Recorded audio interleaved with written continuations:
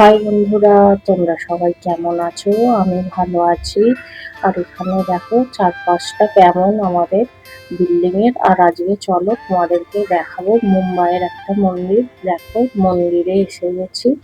মন্দিরটা হচ্ছে পুকুরের ওপরে একটা পদ্ম ফুল আছে আর তার উপরে মন্দিরটা।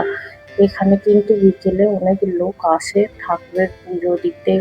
আর অনেকে আসে বাচ্চাদের নিয়ে খেলাতেও। দেখো সবাই ফটো তুলছে, ভিডিও করছে। আর এখানে দেখো মন্দিরের ভিতরে চলো যাওয়া যাক। আর দেখো মন্দিরের ভিতরে কিন্তু একটা মূর্তি আছে গণেশ ঠাকুরের। আর এই মন্দিরটার নাম গণেশ মন্দির। দেখো মূর্তিটা কত সুন্দর। আর মন্দিরটা পুরোটাই কিন্তু সিমেন্টের তৈরি। আর এই দেখো পদ্ম ফুলটা এই পাশে দেখা যাচ্ছে। আর এই পাশটা দেখো বিল্ডিং গুলো কত সুন্দর লাগছে, তাই না? পুকুরের উপর মন্দিরটা ছোটখাটোর মধ্যে বেশ ভালোই দেখতে লাগছে। আর এখানে বেশিরভাগ মন্দিরই কিন্তু ছোট। আর এইদিকে দেখো আর একটা সিমেন্টের পদ্ম ফুল বানিয়েছে।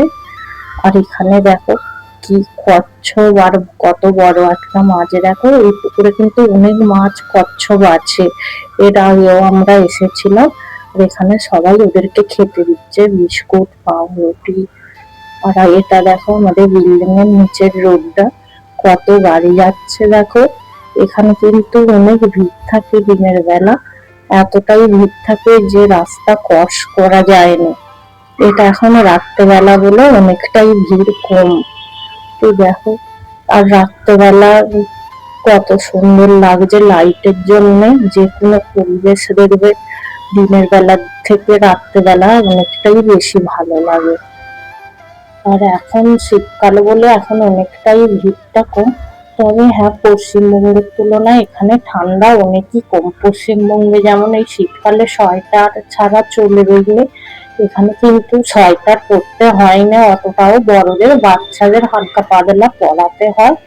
তো দেখো ভিডিওটা তোমাদের কেমন লাগছে রাত্রেবেলা। এই রাতবেলা লাইটের জন্য কিন্তু খুবই সুন্দর লাগছে চারপাশটা। ভালো লাগলে চ্যানেলটা সাবস্ক্রাইব করবে, লাইক করবে। বাই।